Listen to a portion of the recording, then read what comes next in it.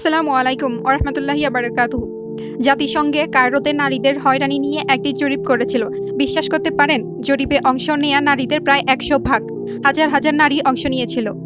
তাদের ৯৯ দশমিক কিছু অর্থাৎ প্রায় শতভাগ নারী বলেছে যে তারা কোনো না কোনোভাবে হয়রানির বা স্পর্শকাতর আচরণ বা জনসম্মুখে অশ্লীলভাবে স্পর্শের শিকার হয়েছে। এটা কায়রোতে, একটি মুসলিম দেশে। আর যদি আপনার নিজের বোন, মা, মেয়ে বা স্ত্রীদের জিজ্ঞাসা করেন, ভাইয়েরা, আমি আপনাদের সাথেই কথা বলছি, যদি আপনি তাদের কাছে করাচি বা ঢাকা বা অন্য কোনো জায়গার অভিজ্ঞতা জানতে চান, তাহলেও উত্তর প্রায় একই হবে। ব্যাপারটা সত্যিই চরম ঘৃণ্য ও ভয়ঙ্কর। পুরুষেরা, আমি সরাসরি আপনাদের বলছি, আল্লাহকে ভয় করুন এবং বিষয়টাকে কৌতুক বা হাসি ঠাট্টার বস্তু বানাবেন না। নিজের কথা চিন্তা করুন, আপনি কি নিজের জন্য এটা পছন্দ করতেন? তারপর আপনার স্ত্রী ও মেয়েদের কথাও ভাবুন। আজকের সংক্ষিপ্ত আলোচনায় আমি যে বিষয়টি উল্লেখ করতে চেয়েছিলাম তা হলো মদিনার ঘটে যাওয়া একটি বিখ্যাত ঘটনা, যা রাসূলুল্লাহ সাল্লাল্লাহু আলাইহি ওয়াসাল্লাম এর জীবদ্দশায় ঘটেছিল। ঘটনাটি সুনানে আবু দাউদে বর্ণিত আছে। একদা এক নারী সালাতুল ফজর এর জন্য আসছিলেন। তিনি যখন অন্ধকার একটি পথে হাঁটছিলেন, তখন এক ব্যক্তি তাকে জোরপূর্বক আক্রমণ করে এবং ধর্ষণ করে। এখন আমি চাই আপনারা ঘটনাটি গভীরভাবে উপলব্ধি করুন। আমরা বলছি রাসূলের যুগের মদিনার কথা। আমি আবারও তথ্যগুলো গভীরভাবে উপলব্ধির আহ্বান জানাচ্ছি। আমরা রাসূলের যুগের মদিনার কথা বলছি। যারা বলেন আমরা এটা করলে বা ওটা করলে ধর্ষণের সমস্যার সমাধান হয়ে যাবে, তারা জানে না কি নিয়ে কথা বলছে। রাসূলের সেই মদিনায়, যেখানে রাসূলুল্লাহ সাল্লাল্লাহু আলাইহি ওয়াসাল্লাম বাস করতেন, যেখানে আবু বকর, ওমর, উসমান রাদিয়াল্লাহু বাস করতেন, সেখানে ইসলামের আদর্শ আইনগুলো কার্যকর ছিল। ওই মদিনাতেই এক নারী ফজরের নামাজ পড়তে আসার পথে ধর্ষণের শিকার হয়েছিল। ঘটনা ঘটার পর তিনি সাহায্যের জন্য ছুটতে থাকেন।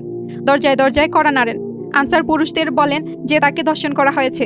তখন তিনি শহরের ছোট কোনো উপশহর বা গ্রামের অংশে ছিলেন।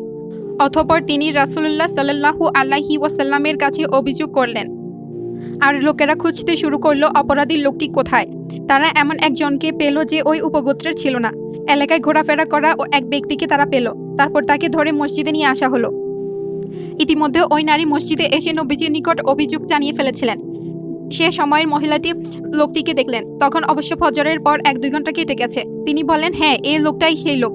তখন রাসূলুল্লাহ সাল্লাল্লাহু আলাইহি ওয়াসাল্লাম তাকে জিজ্ঞাসাবাদ শুরু করলেন, তুমি কি এটা করেছো? সে বলল, না, আমি করিনি, আমি সেখানে ছিলাম না, আমি ছিলাম না। এভাবে জিজ্ঞাসাবাদ চলতে থাকলো। তুমি তো সেখানে ছিলে। সে তো বলছে তুমি। এভাবেই চলছিল। তারপর তখন চারদিকে খবর ছড়িয়ে পড়ল যে ওই নারী ধর্ষিত হয়েছেন।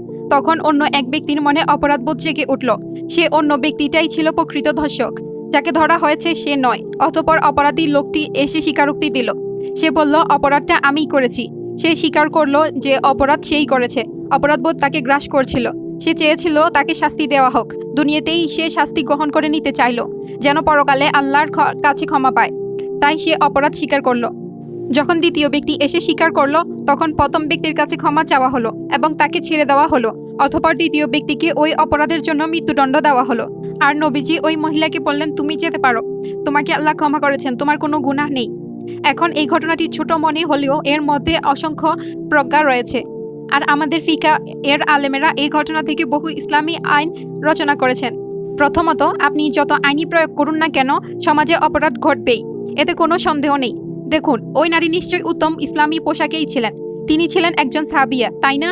তিনি অবশ্যই সেভাবেই পোশাক পরেছিলেন, যেভাবে নারী সাহাবীরা পোশাক পরতেন। নবীজি তাকে বলেননি, তুমি এভাবে পোশাক পরেছিলে কেন? তিনি সেই সময়ের স্বাভাবিক পোশাকেই পরেছিলেন। দ্বিতীয়, তিনি ওই নারীকে তিরস্কারও করেননি। তিনি বলেননি, এত ভোরে তুমি বাইরে কি করছিলে? তুমি একা একা কেন ছিলে? তোমার সাথে কেউ ছিল না কেন?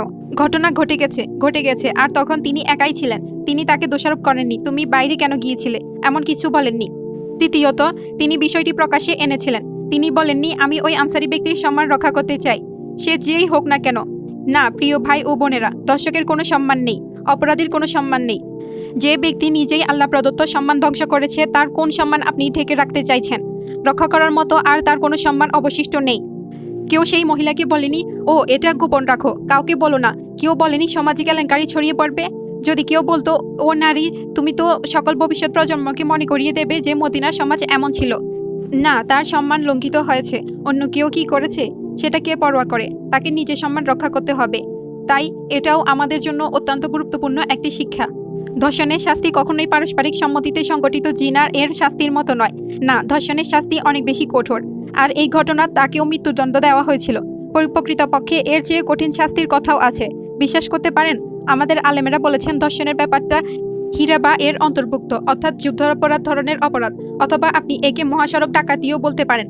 আর এ বিষয়ে কোরআনে একটি আয়াত রয়েছে, এটা কোরআনেই আছে, সূরা মাইদা 33। সেখানে 4টি বিকল্প শাস্তির কথা বলা হয়েছে। আর বহু মুসলিম এটা শুনে বিস্মিত হয়, যদিও এটা কোরআনেই আছে। হিরাবা এর শাস্তি হলো, আর হিরাবা বলতে বোঝায় এমন যে কোনো অপরাধ যেখানে নিরপরাধ মানুষকে আতঙ্কিত ও সতস্ত্র করা হয়। যেমন আগেকার দিনে মহাসড়কে ডাকাতি। ধরুন আপনি চট্টগ্রাম থেকে ঢাকা যাচ্ছেন, মাঝপথে কোনো পুলিশ নেই। তখন তো পুলিশকে ফোন দেওয়ার সুযোগ ছিল না। তখন বিভিন্ন গ্যাং মাফিয়া কাফেলার জন্য অপেক্ষা করত। তারা হামলা করত, ধর্ষণ করত, লুটপাট করত। এসবই হিরাবা, অর্থাৎ মানুষকে অতর্কিত হামলা করা। এটা হিরাবা এর একটি ধরন। আল্লাহ বলেছেন হিরাবা এর শাস্তি হলো, প্রথমত তাদের মৃত্যুদণ্ড দেওয়া যেতে পারে। দ্বিতীয়, যা শুনে মুসলিমরা বিস্মিত হয়, এদের ক্রুশবিদ্ধ করা যেতে পারে। এটা কোরআনেই আছে। আপনি একটি সতর্কবার্তা পাঠাতে চান যে কেউ এ ধরনের অপরাধ করবে তাকে এরূপ শাস্তির সম্মুখীন হতে হবে, একটি মেসেজ পাঠানো হচ্ছে। আর ইসলামে ক্রুশবিদ্ধ করার অর্থ কি? অধিকাংশ মাযহাব বলেন মৃত্যুর পর মৃতদেহকে কোনো খুঁটি বা উঁচু স্থানে টাঙিয়ে রাখা হবে, যাতে মানুষ জানে এই সেই ব্যক্তি যে শিশুদের নির্যাতন ও হত্যা করত। আপনি শুধু তাকে দাপন করতে চান না, আপনি একটি বার্তা পাঠাতে চান। এ ধরনের কাজ করলে এটাই হবে পরিণতি। তাই এটাকে বলা হয়েছে ইউসাল্লাবু। সালিব অর্থ ক্রুশ, অর্থাৎ তাদের ক্রুশবিদ্ধ করা যেতে পারে। আবার সংখ্যালঘু কিছু আলেম এটারও অনুমতি দিয়েছেন যে বিশ্বাস করুন আর নাই করুন, তাদের এমন কিছুর উপর জীবিত অবস্থায় আটকে রাখা হবে যেখানে তারা মারা যাবে, যেমন প্রাচীন ক্রুশবিদ্ধকরণ। তবে এটি সংখ্যালঘু মত। অধিকাংশ আলেম বলেন তাদের আগে মৃত্যুদণ্ড দেয়া হবে, তারপর দেহটিকে টাঙিয়ে রাখা হবে ইব্রা হিসেবে, যাতে মানুষ শিক্ষা গ্রহণ করতে পারে এবং বুঝতে পারে আমরা এমন অপরাধ কখনো করব না। এটা গেল ইউসাল্লাবু। এরপর তাদের এক অঙ্গ কেটে ফেলা হতে পারে, এক হাত বা এক পা, যাতে সে সারা জীবনের জন্য চিহ্নিত অপরাধী হয়ে থাকে। সবাই জানবে এই সেই ব্যক্তি যে সীমা অতিক্রম করেছে, অত্যন্ত নিকৃষ্ট কাজ করেছে। অথবা তাদের নির্বাসন করা যেতে পারে, যা কারাবাস বা অনুরূপ কোনো শাস্তি হতে পারে। মূল কথা, ধর্ষণের শাস্তি কি? শরীয়তে এর জন্য বহু ধরনের শাস্তির ব্যবস্থা রয়েছে, আর তা অপরাধের ভয়াবহতার উপর নির্ভর করে। কিন্তু এটা শুধু তোমাকে 100 বেতাঘাত করা হবে এতটুকু নয়। না, ধর্ষণের শাস্তি এর চেয়েও অনেক কঠোর, আর তা নির্ভর করে অপরাধের মাত্রা এবং বিচারক ও কাজীর বিচারিক বিবেচনার উপর। নবীজির জীবন দশাতেও এই অপরাধ ঘটেছিল, আর তিনি এমনভাবে বিষয়টিকে মোকাবেলা করেছিলেন যেখান থেকে আমরা শিক্ষা নিতে পারি। তিনি ওই নারীকে দোষারোপ করেননি, তাকে কোনো তিরস্কারও করেননি। তিনি তার প্রতি সদয় ও সহানুভূতিশীল ছিলেন, আর অপরাধীকে ভর্ৎসনা করেছিলেন। শুধু ভর্ৎসনাই নয়, তাকে শাস্তিও দিয়েছিলেন এবং মৃত্যুদণ্ড কার্যকর করেছিলেন। এটা আমাদের জন্য প্রমাণ করে যে শরীয়ত ধর্ষণের মতো অপরাধ কখনো সহ্য করে না। আর যে ব্যক্তি এই কাজ করে সে সবচেয়ে বড় অপরাধগুলোর একটি করেছে। তাকে অবশ্যই আল্লাহ সুবহানাহু ওয়া তাআলার কাছে তওবা করতে হবে। আর হ্যাঁ, এই ঘটনায় দেখায় যে ধর্ষক ব্যক্তির অপরাধবোধ তাকে শেষ পর্যন্ত গ্রাস করেছিল। তাই সে নিজেই অপরাধ স্বীকার করেছিল, তারপর তাকে শাস্তি দেওয়া হয়। আর আমরা আশা করি এই দুনিয়াতেও সে তার শাস্তি পাবে। আর আমরা আশা করি যে কেউ অপরাধ করেছে সে যেন আল্লাহ সুবহানাহু ওয়া তাআলার দিকে আন্তরিক তওবা নিয়ে ফিরে আসে, কারণ এই দুনিয়ায় তওবা ছাড়া কিয়ামতের দিন আল্লাহর শাস্তি থেকে আপনাকে কিছুই রক্ষা করতে পারবে না। আর এর সাথে আজকের আলোচনা শেষ করছি। আল্লাহ হাফেজ।